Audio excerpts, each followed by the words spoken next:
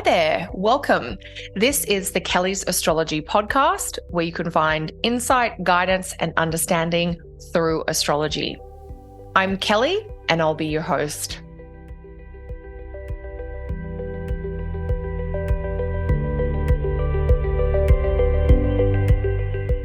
Hey there, and welcome to this week's episode of the Kelly's Astrology podcast. If you are a fan of the show, please like, subscribe, and follow along wherever you are listening. That way you'll always get notified each time a new episode drops. In today's show, I'm going to be talking about the supercharged new moon in Aries, which is happening on April 17. This new moon happens with a total of 6 planets in the sign of Aries, and that is definitely going to stir up many Aries themes, including impatience, confidence, drive, risk-taking, and more. This new moon in Aries kicks off a dramatic and change-filled 2-week period, which is going to bring some really complex and at times heavy astrology. So I want to give you all the insights. In that 2-week period after this new moon in Aries, we also have a really momentous change, which includes Uranus moving permanently into Gemini or settling in for its long-term transit. That happens about a week after the new moon itself. So in today's show, I'm going to share a deep dive on the chart of that new moon in Aries so that you have lots of insights and tips on what to keep in mind for the next couple of weeks, but also how to work with the astro that is coming through. Before we dive in, I wanted to tell you about my new live astrology training coming up in May. It's on going further with Profections, and in it, I'm going to teach you a bunch of advanced extras that you can use when timing with Profections. This course is ideal if you already know how to work with annual Profections and you're ready to go further with deep insights and more refined techniques. So intermediate and advanced students, this course is for you. Pop over to my website, kellysastrology.com to find out more or sign up today. All right, team, let's get into this new moon in Aries. So the new moon is at 27 Aries. It's on Friday, the 17th of April in most locations. Now, the new moon itself at 27 Aries is not making any aspects to other planets. So what I'm going to be focusing in on is the ruler of the new moon, which is Mars. And of course, Mars is also in Aries, having just moved into Aries the week before. So Mars is in Aries from April 9 to May 18. And that whole period is important. And this new moon is kind of a catalyst as to why. So on the one hand, it's a really strong statement to have the ruler of the new moon in its own sign, and then to have the ruler of the new moon in the sign of the lunation. There's just this kind of constantly reinforced energy or theme about Mars, Aries, Mars, Aries, Mars, Aries. So this is going to reinforce all the qualities that you can think of relating to Mars and Aries, and it just really links them to this new moon. So this new moon in Aries, ruled by Mars in Aries, it's a signature of competition, of battle and war, of fighting to win, or of wanting to prove yourself and be better than those around you. Mars and Aries represent singular principles. So this is not about collaboration or agreement, but rather about independent action. It also feels very headstrong and impatient, and it has a reckless or risk-taking edge. Mars in Aries is bold and brave and willing to push forwards towards its goals. It's not concerned about others, but rather focused on what is needed to succeed. So we get this real kind of intensity around drive, about action, about building momentum. At a personal level, this might bring motivation or help you access enthusiasm and energy. It might help you connect with the courage you need to make a bold and right for you choice. It's also notable that this is the first new moon in Aries since Saturn has moved into Aries, and that we also have Mars here. So it really is a very strong emphasis, not just on the topics of Aries and Mars in general, but also on the topics of the Aries house in your personal birth chart, which could be any one of the 12 houses. It depends what your ascendant or rising sign is to determine where Aries sits in your chart. And so, this combination of Mars in Aries, Saturn in Aries, and a new moon in Aries is really bringing new wisdom, some timely lessons, and some necessary realizations about the Aries house area in your chart and life. So that's important for you to kind of get clarity on what goals and projects need your attention over the next couple of years. Now, in ancient astrology, Mars and Saturn are two of three superior planets, which were treated kind of like the way outer planets are treated today. Not exactly the same, but where I'm coming from with that is the superior planets, I always say when I'm teaching students in class, the superior planets were a little bit like the original outer planets. They were planets that are associated with major change, collective change, social change. And so when we have a combination of any two superior planets, it's definitely notable and it can certainly mark more momentous or dramatic change socially and collectively. So that whole period from April 9 to May 18, with Mars in Aries, with Saturn in Aries, that whole period is significant and will bring some really pivotal changes, both at a collective level and also at a personal level. That period is like sort of a hinge or a pivot upon which your kind of future like hangs. It's sort of like, oh, I'm turning away from and I'm turning towards. What are you turning away from and what are you turning towards? So that whole 6-week period of Mars in Aries with Saturn there, that's the kind of starting point. But now we have this very Marsy new moon in Aries, which also has a lot of Saturn in it. We're going to get to that in a second. So knowing that Mars and Saturn are superior planets, knowing that combinations between two superior planets, especially conjunctions, is really notable. That's important because as the new moon in Aries arrives, Mars is actually closing in on its exact conjunction with Saturn. In fact, just a few days after the new moon in Aries, Mars will conjunct Saturn at 7 Aries. So we have the new moon in Aries on the 17th, and then the following Sunday, the 19th, we have Mars conjunct Saturn. Now, you could think about both of these, the new moon and the Mars-Saturn conjunction, as seed points. That would certainly be a really humanistic approach to take, and it's relevant. It's resonant from its symbolic point of view. The Sun-Moon conjunction, we're seeding a 4-week-long cycle. A Mars-Saturn conjunction, we're seeding a 2-year-long chapter, and we're really clarifying our challenge, our project, or our goal for this next 2-year chapter. So the Mars-Saturn conjunction, it's happening early in the transit of Saturn in Aries. And so that is like, what is it that I'm going to do over this next 2 years with Saturn in Aries? So to come back to the new moon, the ruler of the lunation, of course, Mars in Aries, which is a planet that loves action and wants things to happen quickly. You know, Mars is like, get it done, do it now. But Mars is in this applying aspect to Saturn, and Saturn is always about slowing down. Saturn's about restraint. And sometimes Saturn is about things being delayed or even denied. That's part of that kind of limiting energy and essence of Saturn. So what you might be experiencing is this sort of push-pull between the enthusiasm and the motivation of the new moon in Aries ruled by Mars, clashing with this kind of roadblock energy or this brick wall kind of symbol of Saturn. And so what you might experience is that you hit a road bump or you come across a requirement that you weren't prepared for. Maybe there is something that needs to be done before you can proceed. And to do that thing, it's going to take time, it's going to delay you, etc. It might be that you're on track with project number one, but there's some drama with a side initiative that requires immediate attention, and that means your main focus is put to the side temporarily.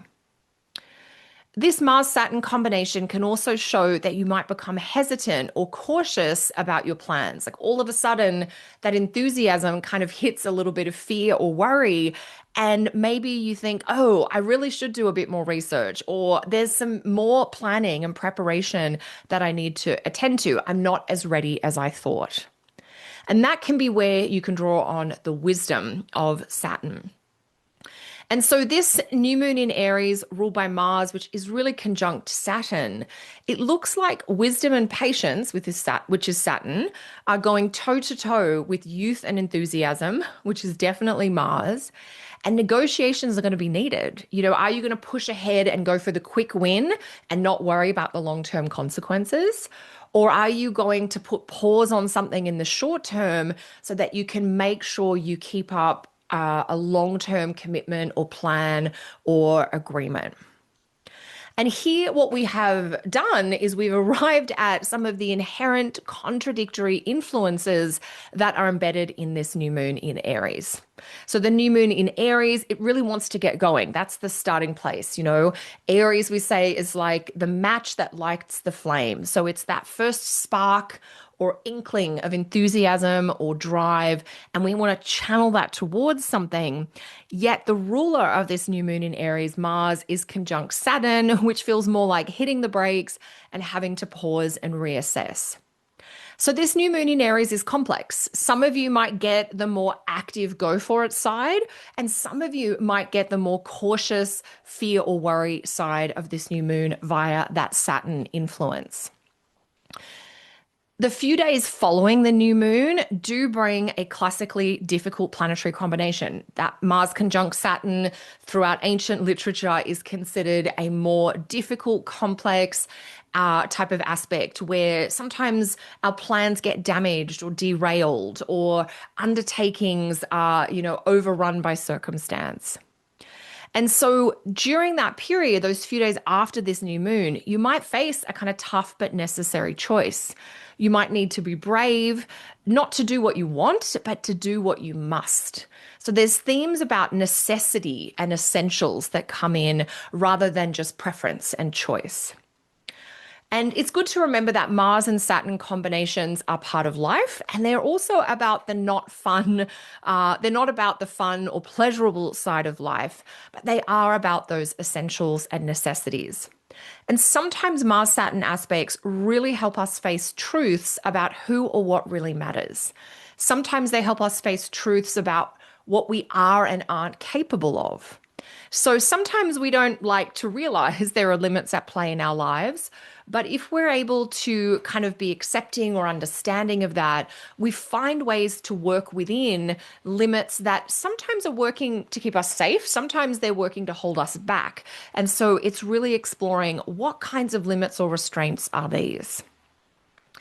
It's quite likely in the days following this new moon that you're going to need to simplify, streamline, or scale back something that has become bigger than you can manage, or something that is bigger than you have capacity, time, or energy for right now. So with this Mars-Saturn conjunction coming in shortly after the new moon, this is very much kind of a less rather than more. We want to think about small, scale down, simple, rather than like complex, exciting, and dynamic.